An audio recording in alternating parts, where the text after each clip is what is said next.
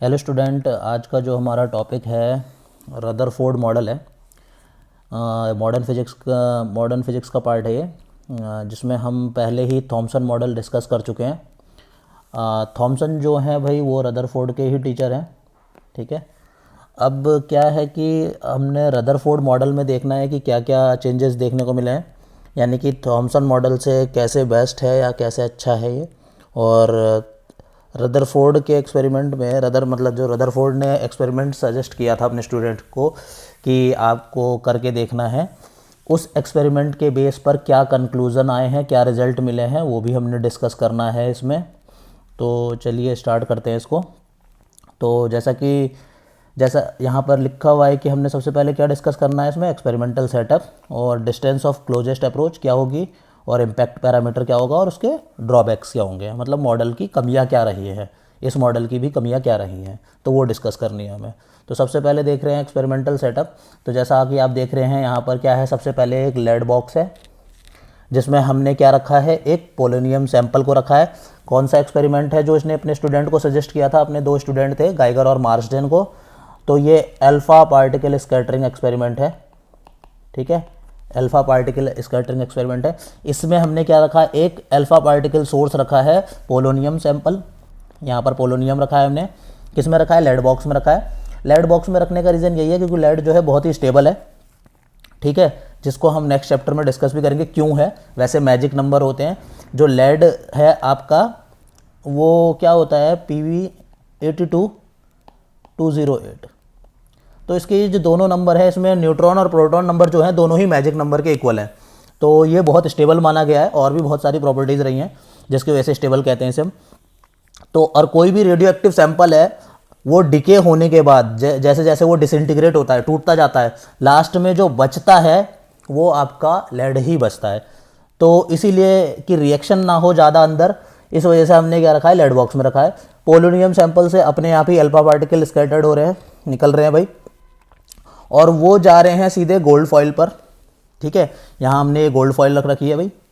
ठीक, नेक्स्ट क्या है, उसको देखने, अब देखिए जैसे ही वो गोल्ड फॉइल से निकल रहे हैं, वो जाके एक स्क्रीन पर टकरा रहे हैं। ठीक है, फ्लोरोसेंट स्क्रीन है जिस पर वो जाके टकरा रहे हैं। ये स्क्रीन ऐसी होती है भाई, जैसे ही कोई भी चीज़ इस पर टकराती है तो ये स्क्रीन चमक उठती है, मतलब इसमें ना वहाँ पर ब्राइट स्पॉट बन जाएंगे। ठीक है, तो जनरली ये जो बनाई गई है यहाँ पर जो यूज़ किया जाएगा ZnS, जिंक सल्फाइड। तो आपने देखी भी होगी, जैसे आप हाथ में भी बैंड पहनते हैं, फ्रेंडशिप बैंड टाइप के पहनते हैं, तो वो अंधेरे में चमकते हैं, तो वो भी जिंक सल्फाइड के ही होते हैं ना।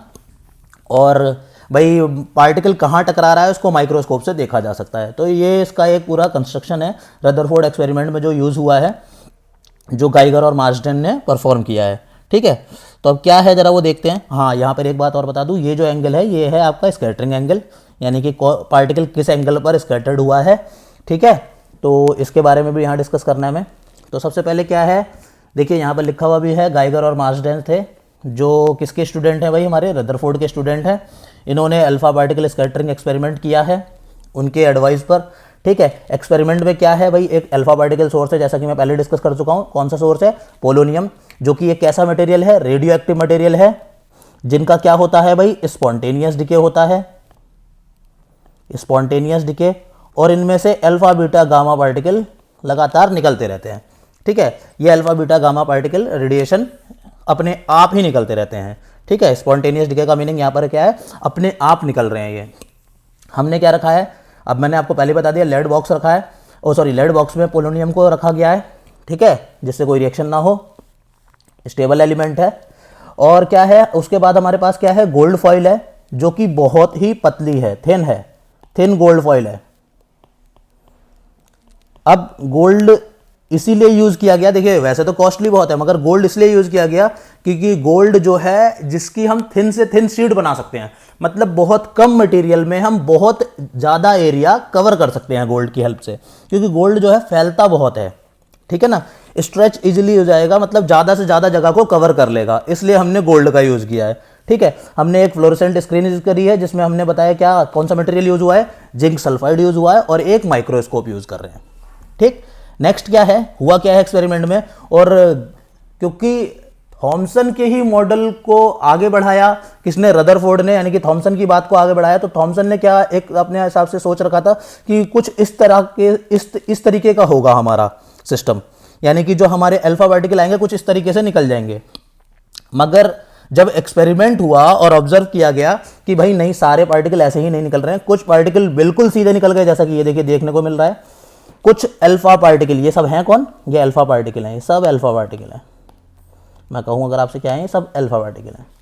तो कुछ अल्फा पार्टिकल जो है बिल्कुल सीधे निकल गए, ये ऑब्जर्व किया गया एक्सपेरिमेंट में, और कुछ जो है सेम डायरेक्शन जिसमें आए थे उसी डायरेक्शन में वापस लौट गए हैं, यानी कि 180 डिग्री का रोटेशन देखने को मिला।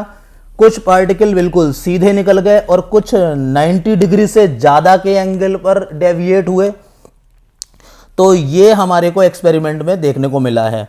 तो यानी कि रदरफोर्ड ने जो एक तरह से एक्सपेक्ट किया था उससे थोड़ा बहुत ज़्यादा अलग बात देखने को मिली है जब उनके स्टूडेंट ने ये एक्सपेरिमेंट को परफॉर्म किया। तो देखिए क्या क्या बातें देखने को मिली हैं। तो सबसे पहले एक्सपेरिमेंट के रिजल्ट क्या थे कि जो ज़्यादा से ज़्यादा अल्फा पार्टिकल हैं वो आपके कैसे रहे, अनडिफ्लेक्टेड रहे। जैसा कि आपने देखा कुछ पार्टिकल जो ये ऐसे जा रहे थे बिल्कुल सीधे सीधे, तो ज़्यादा से ज़्यादा पार्टिकल आपके कैसे चले गए, स्ट्रेट चले गए। इसका मीनिंग क्या निकला कि न्यूक्लियर जो एटम है उसके सेंटर में तो कुछ था मगर उसके आसपास का एरिया लगभग खाली है। ठीक है, यानी कि बीच को छोड़ करके बाकी सब जगह पर स्पेस जो है बिल्कुल खाली है, वहां पर कुछ भी नहीं है। कुछ अल्फा पार्टिकल क्या हो गए, छोटे से एंगल पर डिफ्लेक्ट हो गए, यानी कि थोड़ा बहुत एंगल जो भी डिफ्लेक्ट हुए हो, जो थोड़ा सा न्यूक्लियस के पास से गए होंगे, मतलब बहुत ज़्यादा पास से नहीं, थोड़ा सा इधर थोड़ा दूर ही रहे होंगे। ठीक है, यानी कि न्यूक्लियस जो है कैसा है भाई, पॉजिटिवली चार्ज है, इसीलिए उसके पास अल्फा पार्टिकल नहीं गए, क्योंकि अल्फा खुद अपने आप में क्या है, एक पॉजिटिव चार्ज पार्टिकल है। कुछ अल्फा पार्टिकल 90 डिग्री, कुछ अल्फा पार्टिकल 180 डिग्री रिटर्न हो गए।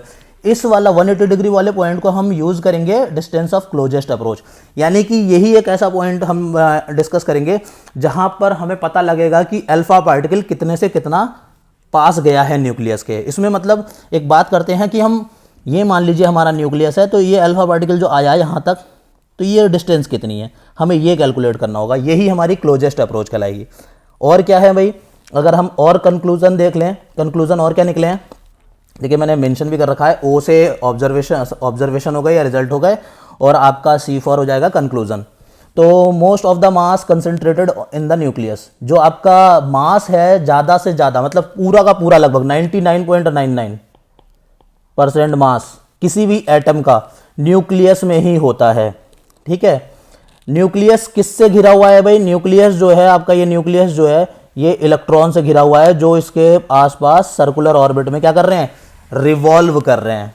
ठीक है, तो ये हमारे एक्सपेरिमेंट के रिजल्ट और कंक्लूजन हो गए।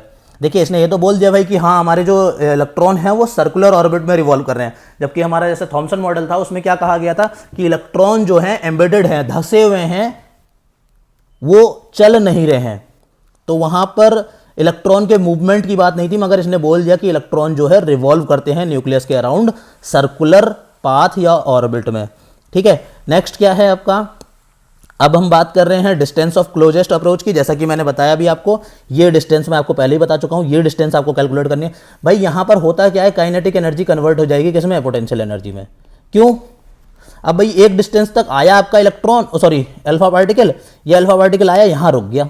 यहां रुक गया का मीनिंग क्या है, आया था तो काइनेटिक एनर्जी लेके आया था, मगर जैसे ही रुक गया, रुकने की वजह से, पोजीशन की वजह से एनर्जी आ जाएगी, कौन सी, पोटेंशियल। यानी कि काइनेटिक एनर्जी जब कन्वर्ट हो जाती है किसमें, पोटेंशियल एनर्जी में, तो जो डिस्टेंस आपने कवर की है, जो डिस्टेंस आपकी बची है न्यूक्लियस और अल्फा पार्टिकल के बीच में, वही डिस्टेंस ऑफ क्लोजेस्ट अप्रोच कहलाएगी। वही डिस्टेंस क्या कहलाएगी आपकी, क्लोजेस्ट अप्रोच, या इसे हम कॉन्टैक्ट डिस्टेंस भी कहते हैं, यानी कि हम कितने से कितना पास तक जा सकते हैं।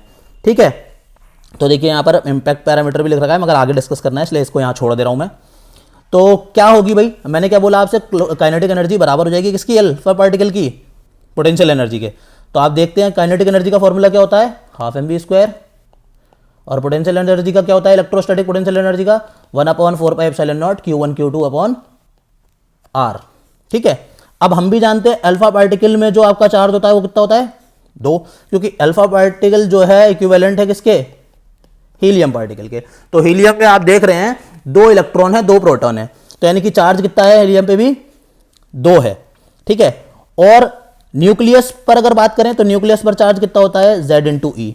Z इंटू ई क्यों ले गए, यहां पर Z जो है आपका एटॉमिक नंबर है, ये क्या है आपका एटॉमिक नंबर है। अब भाई हम नहीं जानते ना ये पार्टिकल कौन सा होगा, तो अगर हमें पता है कि वो कौन सा पार्टिकल है तो उसका Z भी पता होगा। अगर हाइड्रोजन है तो Z1 होगा, हीलियम है तो 2 होगा, आपका मान लीजिए सोडियम है तो 11 होगा। तो यानी कि जो भी पार्टिकल होगा उसका Z हमें पता होगा, तो उस पर टोटल चार्ज कितना होगा Z इंटू ई। तो आगे देख रहे हैं क्या है, काइनेटिक एनर्जी बराबर करती है हमने पोटेंशियल एनर्जी का। काइनेटिक एनर्जी का फॉर्मूला ये हो गया, पोटेंशियल का ये हो गया। हमने डिस्टेंस r को r ना कह करके r0 लिखा हुआ है वहां पर। अब उसके बाद क्या हमने टोटल चार्ज लिख लिया भाई हीलियम का यानी कि अल्फा का और न्यूक्लियस का, ठीक है। आपका फॉर्मूला क्या बन गया r0 equal to 1/4πε0 2ze² upon ई के। हम ई के को उधर ले जाएं, r0 को उधर ले आए तो हमारा फॉर्मूला बन जाएगा क्या भाई, सॉरी ई के को उधर ले आए, ये वाला ई के यहां चला गया, तो हमारा फॉर्मूला क्या बन गया r0 equal to 1/4πε0 2ze² upon ई के, ठीक है। ये हमारा क्लोजेस्ट अप्रोच का फॉर्मूला बन जाएगा, ठीक। यहां से हम किसी भी पार्टिकल की, मतलब मान लीजिए अल्फा के अलावा कोई और भी अदर पॉजिटिव पार्टिकल अगर आ रहा है तो वो कितना पास तक आ सकता था न्यूक्लियस के, वो डिस्टेंस हम कैलकुलेट कर सकते हैं। नेक्स्ट क्या है हमारा इंपैक्ट पैरामीटर, ठीक है। इंपैक्ट पैरामीटर भाई एक परपेंडिकुलर डिस्टेंस है, और ये जब भी कंसीडर की जाती है, ये जब ही ली जाती है जब हम बात करते हैं किसकी, लार्ज डिस्टेंस की। हम बात करेंगे किससे, न्यूक्लियस से लार्ज डिस्टेंस पर कोई अल्फा पार्टिकल निकल रहा है तो वहां पर इजी होता है क्योंकि वहां पर परपेंडिकुलर डिस्टेंस लेना आसानी होती है, ठीक है। ये हमारा एक देखिए एक क्या कहते हैं टेंजेंट है, जो कि आपका मान लीजिए अल्फा पार्टिकल इधर की ट्रेजेक्टरी को शो कर रहा है, इधर को जा रहा था, तो उस पर हमने एक टेंजेंट ड्रॉ कर रखी है। ये डायरेक्शन किसके लिए आएगी, ये किसको निकालने में हेल्प करेगी भाई, हमारे स्कैटरिंग एंगल को, ठीक है। स्कैटरिंग एंगल को निकालने में हेल्प करेगी, ठीक। तो ये हमारा स्कैटरिंग एंगल है और ये हमारी परपेंडिकुलर डिस्टेंस है, यानी कि ये अल्फा पार्टिकल जो हमारा जा रहा था उसकी परपेंडिकुलर डिस्टेंस जो हम ले रहे हैं वो कहलाती है हमारी इंपैक्ट पैरामीटर, जिसका फॉर्मूला क्या होता है भाई b इक्वल टू 1/4πε0। अगर आप नोटिस करें तो ये एक तरह से क्या है आपके पास, ये जो चीज़ है ये आपको पता है r0 है, r0 into cot theta by 2, r0 into cot theta by 2 यहां पर आपका हो जाएगा। अब एक बात नोटिस करें, कॉट में जो वैल्यू है भाई tan से उल्टी चलेंगी, क्योंकि tan में अगर आप बात करें tan 0 की वैल्यू क्या होती है 0 होती है, tan 90 की कितनी होती है नॉट डिफाइन होती है यानी कि इन्फिनिटी होती है tan 90 की। मगर कॉट में ठीक उल्टा हो जाएगा, यहां पर ये कॉट 90 की वैल्यू होगी और कॉट 0 की वैल्यू, यानी कि कॉट में वैल्यू एंगल बढ़ने के साथ साथ घटती हैं।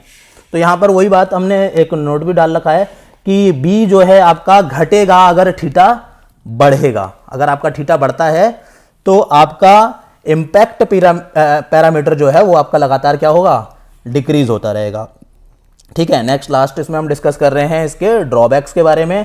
भाई तो ये कहाँ फेल हुआ है, ये नहीं बता पाया कि इलेक्ट्रॉन जो घूम रहा है, जो हमारा इलेक्ट्रॉन जो घूम रहा है, अगर वो एनर्जी उसका लॉस होगा, जैसा कि हम जानते हैं कोई भी चीज़ अगर घूम रही है तो कुछ टाइम बाद एनर्जी लॉस जरूर देखने को मिलेगा, तो उसके बाद क्या होगा, यानी कि एनर्जी लॉस के बाद वो क्या इलेक्ट्रॉन जाके टकरा जाएगा न्यूक्लियस से या नहीं टकराएगा, और नहीं टकराएगा तो क्यों नहीं टकराएगा, इसके बारे में नहीं बता पाया, यानी कि ये भी स्टेबिलिटी के बारे में नहीं बता पाया है। और दूसरी चीज़ क्या नहीं बता पाया, ये लाइन स्पेक्ट्रम के बारे में नहीं बता पाया। इस मॉडल के अकॉर्डिंग क्या बात शो हो रही थी कि भाई इसने क्या बताया, emission of radiation must be continuous, जबकि हम जानते हैं यहाँ पर जो देखने को मिलेगा हमें खाली लाइन स्पेक्ट्रम देखने को मिला है, और ये बात कहना चाह रहे क्या है कि जो आपका एमिशन होगा वो कंटिन्यूअस होगा, मगर यहाँ पर हमें खाली लाइन स्पेक्ट्रम देखने को मिलेगा, ठीक है। जो कि आपका दो तरीके का है, हम बात करेंगे एक तो एब्जॉर्प्शन की और एक बात करेंगे एमिशन की। हमें दो चीज़ें देखनी है जो कि बोहर मॉडल में हम क्लियर करेंगे, ठीक है। इस वीडियो में बस इतना ही भाई।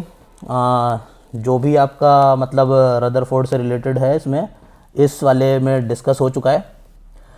तो ज़्यादा से ज़्यादा आप देखिए सिलेबस में बहुत ज़्यादा पहले ही कटिंग कर दिया है, सीबीएसई ने बहुत ज़्यादा सिलेबस को रिड्यूस कर दिया है। तो इस वाले टॉपिक के लिए बस इतना ही। Thank you.